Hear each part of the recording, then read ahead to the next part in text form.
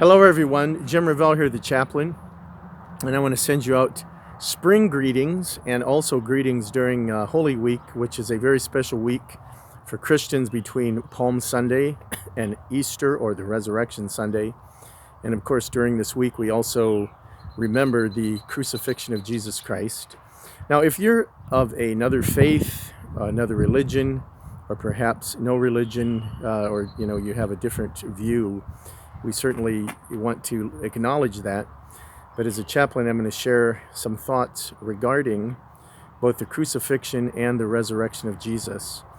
And it's interesting because you're like, wow, what kind of positive message could come out of an execution?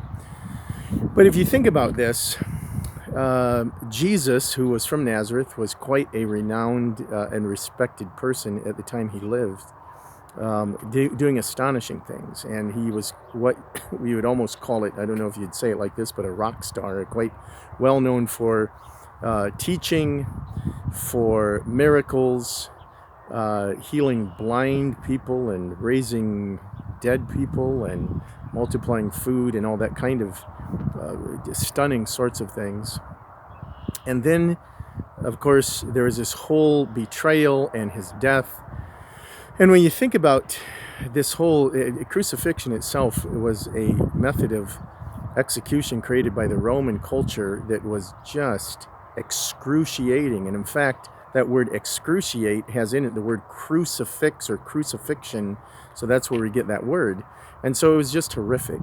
And here was a man who was well loved but then betrayed, died I don't think we can even understand the depth of the kind of pain that would have been there, as he was really stripped naked and just humiliated. It was beaten beforehand, hit with sticks, spit on, just all kinds of things that would happen.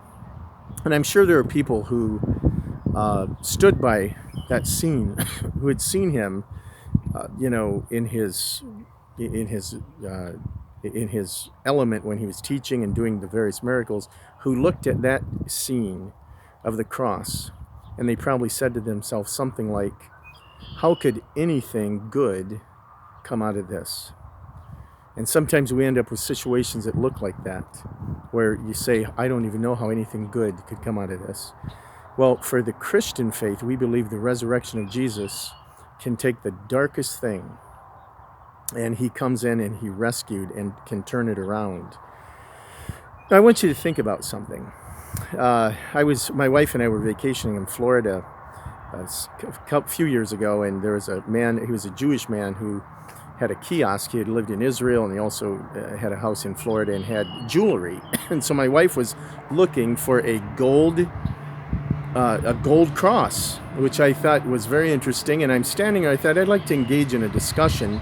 And I began thinking about someone wearing a piece of jewelry as a gold cross.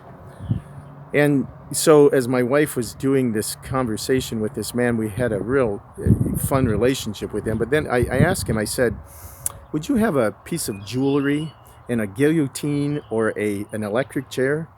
And he looked at me and said, that is a very weird question. And I said, well, when you think about it,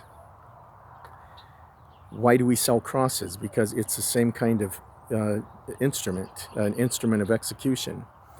And let me just tell you this, we can wear a cross now because we believe as Christians that Jesus Christ did something where he took the darkest thing, and his resurrection even redefined the meaning of the cross, and we wear it as a piece of jewelry.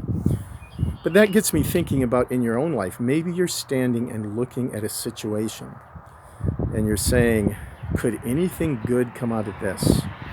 Let me assure you that I believe in a first mover. I believe in God. I believe that he comes into things where we let him come in by faith, and he can turn some things around and shape some things, and some of the darkest things can turn out for stunning victories that we would never expect.